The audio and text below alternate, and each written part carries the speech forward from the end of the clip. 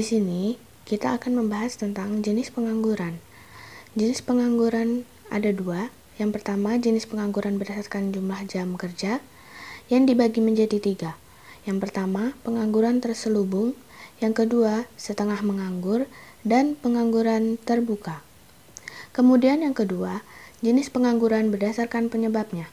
Yang pertama, pengangguran friksional. Yang kedua, pengangguran struktural. Yang ketiga, pengangguran musiman. Yang keempat, pengangguran konjungtural atau siklis. Yang kelima, pengangguran teknologi. Mari kita bahas untuk selengkapnya. Baik, yang pertama, kita akan membahas jenis pengangguran berdasarkan jumlah jam kerja. Yang pertama, pengangguran terselubung atau disguised unemployment. Pengangguran terselubung yaitu pengangguran yang terjadi karena terlalu banyaknya tenaga kerja untuk satu unit pekerjaan.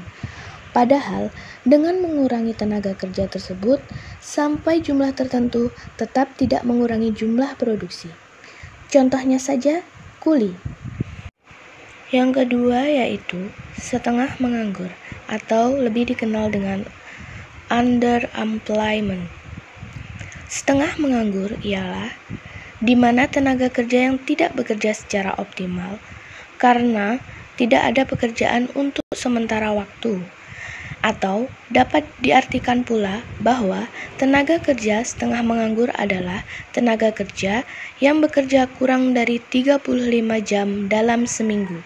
Contohnya saja, seorang buruh bangunan yang telah menyelesaikan pekerjaan dalam suatu proyek untuk sementara, maka ia dikatakan menganggur karena proyek tersebut telah selesai dan menunggu proyek berikutnya.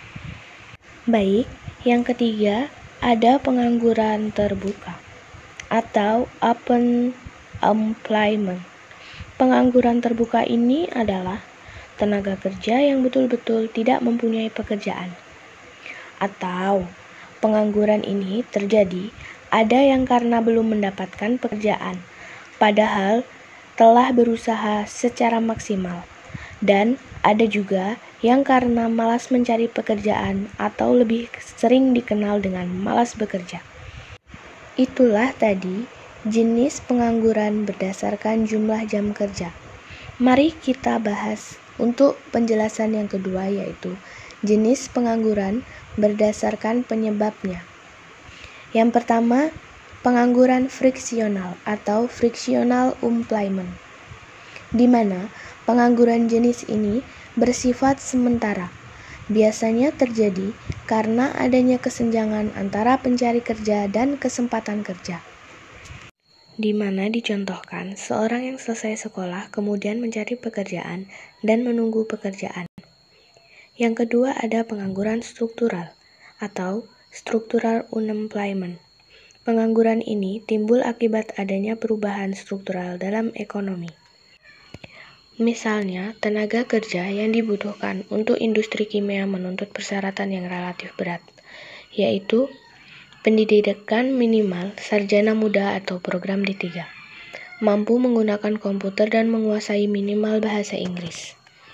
Yang ketiga ada pengangguran musiman atau seasonal unemployment. Pengangguran ini berkaitan erat dengan fluktuasi ekonomi jangka pendek, terutama di sektor pertanian. Misalnya, di luar musim tanam dan panen, para petani umumnya rela menganggur sampai menunggu musim tanam dan panen berikutnya. Atau kita lebih sering mengenal dengan tukang panen. Yang keempat, ada pengangguran konjungtural atau siklis atau cyclic unemployment. Pengangguran ini timbul karena adanya gelombang naik turun kehidupan ekonomi atau lebih sering disebut deflasi atau inflasi. Yang kelima ada pengangguran teknologi. Pengangguran teknologi adalah pengangguran yang ditimbulkan oleh penggunaan mesin dan kemajuan teknologi lainnya. Contohnya, mesin pencabut rumput telah mengurangi penggunaan tenaga kerja untuk membersihkan perkebunan, sawah, dan lahan pertanian lainnya. Jika di pabrik, maka dicontohkan seperti robot yang telah menggantikan pekerjaan manusia.